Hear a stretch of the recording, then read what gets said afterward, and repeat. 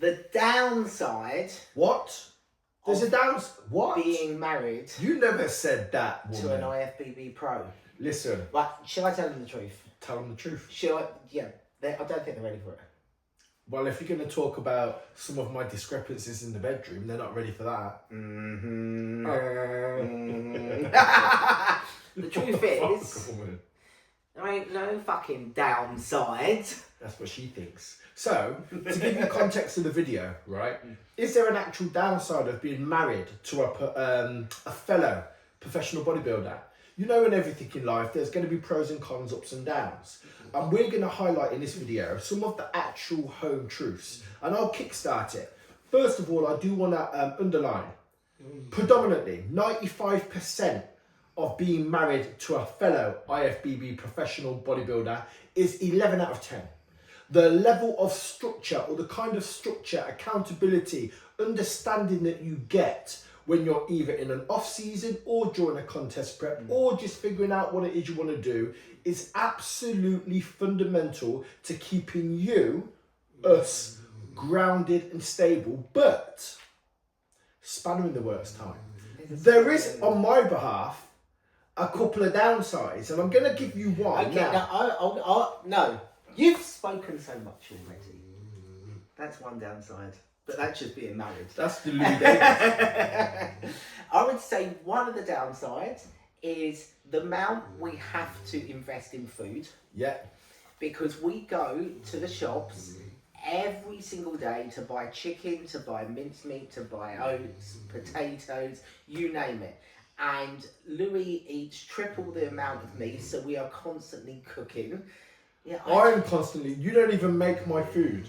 I have to make my own. Listen, one of the downsides about being married to an IFBB Pro is the fact that she thinks about and cooks her food, not mine, and I have to do mine. If this was a conventional wafy girl who wanted to marry off a big fucking nigger, right, she would be cooking my food for me every day. But this man don't get that luxury. We're gonna have arguments here. The difference is what? I cook with love. I like plain food, and he has it spicy. If I have spicy food, what's it do? It gives me that.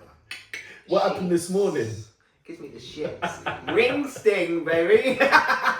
but all joking aside, you know, the one thing that enables us to do, we have two very separate approaches to our bodybuilding lives. Even though we're together and we support each other wholeheartedly, you know, Kylie's supplementation is completely different to mine. Kylie's food is completely different to mine. So she'll spend time in the kitchen preparing her meals. I spend time in the kitchen preparing my meals. And I wouldn't say it gets frustrating, but that's one area of a normal relationship, and in particular a marriage, that we don't get to share. Because, you know, we don't sit down and eat many meals together as a couple, because the times in which we eat, the amount in which we eat is completely different.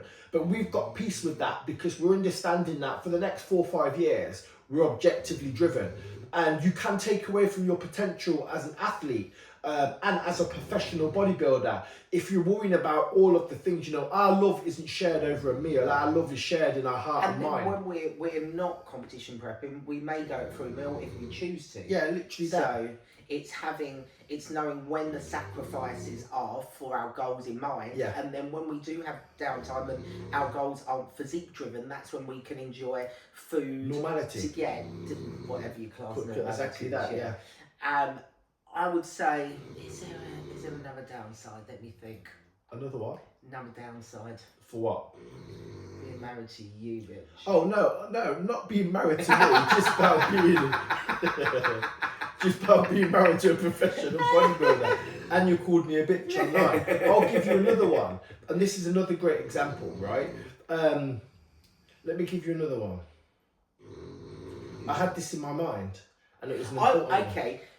When you're competition prepping, being tired a lot of the time, isn't it? And because we both go through it, we have a greater understanding. Whereas if I was with someone who wasn't a professional athlete, or you was with someone who was a professional athlete, you wouldn't understand it because you haven't been through it. So we've got that bond and that connection because we. But that's an upside. That's not a downside. No, I can't think of any downsides. Okay, I'm going to give them one more. Oh God, I'm going to. So then, do you know, like, as a normal human being, Kyle is a normal human being, I'm a normal human being, You go through periods of your life and focus where sometimes you're operating on a frequency that's 6 out of 10, sometimes you're a 9 out of 10, sometimes you're a 10 out of 10.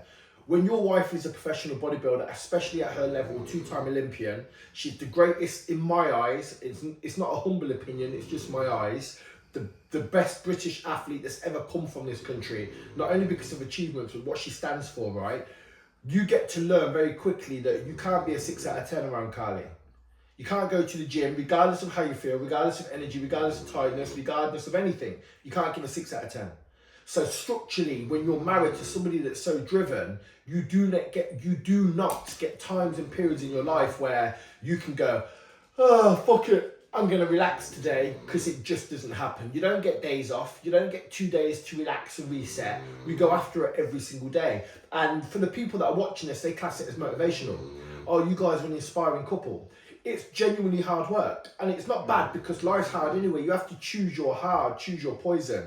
And you're either going to be working from a low place to get to neutral, because you've been lackadaisy with your approach to life and your objectives, or you could be working from a good place to get to fucking brilliant. And we understand. We made a commitment. We make a commitment every single fucking day. Let's go after it all over again. Like we've got nothing every single day.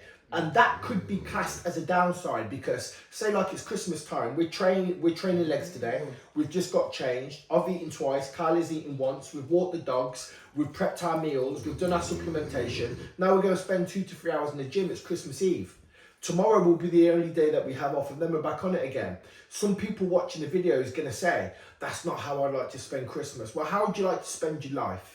Yeah, and I think that's an important thing that Louis said, because there's downsides, maybe perceived downsides, to people looking at us and our lifestyle, but to us it's the perfect lifestyle, because we both compete at a high level. The best level in the world. Exactly that. And you know, we both have certain times that we're tired, and we give each other that space because we have that understanding. For a downside for Louis, I'm going to say this. Say it. Right, downside for Louis would be that I expect, and I've got very, very high expectations for Louis, and I understand what his goal and his vision is that he wants to attain. So I'm not going to be bigging him up all every day. I'm not going, oh my baby, you're so big. Oh my God, look at quads. I'm not going to be like that, because right, he looks huge and massive to everyone in the gym who's a general gym goer, and there's no disrespect to anyone who trains like that, because they're not a professional athlete. Yeah. But the difference is, I know what he has to bring, so I will push him to that next level, keep his ego under check. Yeah, because he's got a big ego. So I just spank it down, don't I, babe? On a good day. Yeah, on a good day. And I would say an upside, and I know it's about downsides, but hey, it was a great hook to get you in, wasn't it?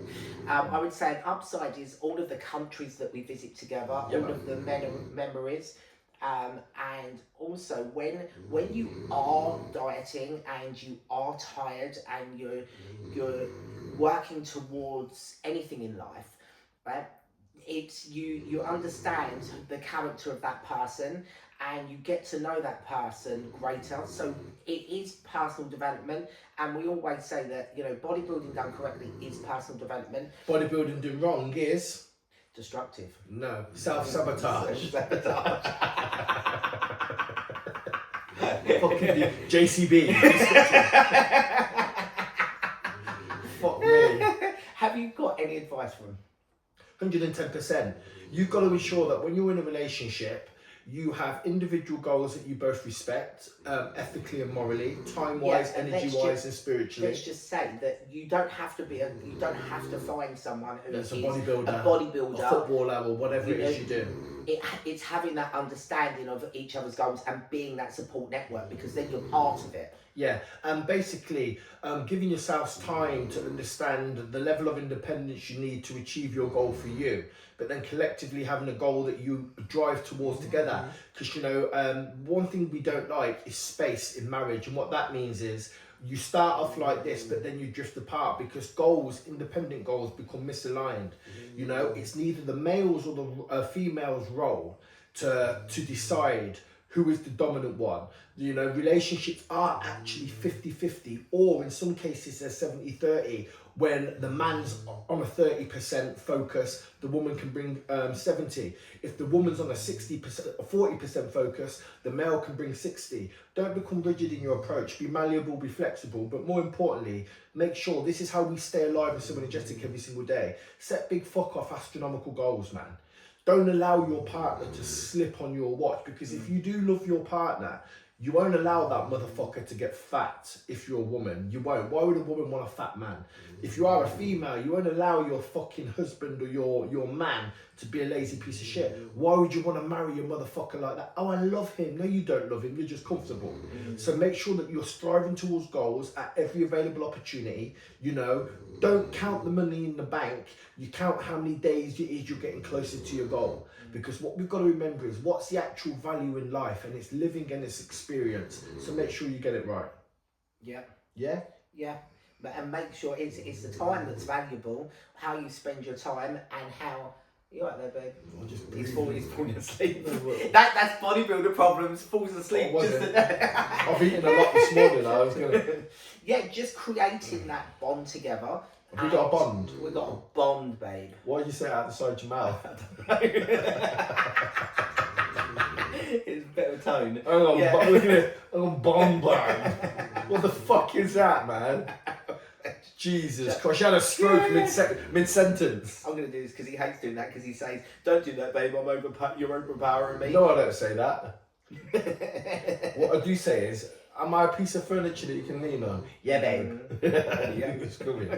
Well, so other than that, please take your time to like, comment, share the video, subscribe to the channel, but more importantly, take action and take heed of what it is that we say, because the whole idea of this channel is to give you guys an honest, raw, documentative style insight into how we live our life and what goes on behind what it is we choose to show on them bullshit 60-second Insta reels that everyone does. Share time together, build up connections, have deeper, meaningful conversations, not just shit chat. Support one another, call one another out. Be their biggest cheerleader. Doesn't mean that you're clapping for them every day. It means supporting them. Look at the sun. I am God. Supporting them, going through all of the different layers that you both have as individuals, and that's how you build a better connection and bond. And it's not just superficial; it's deeper than that. So on that's that it. note, let's go and train. Hope you guys have an absolutely fantastic Christmas. Remember, box clever. Don't undo all of your work because you want the mince pies. And don't forget, like, share, subscribe. Peace.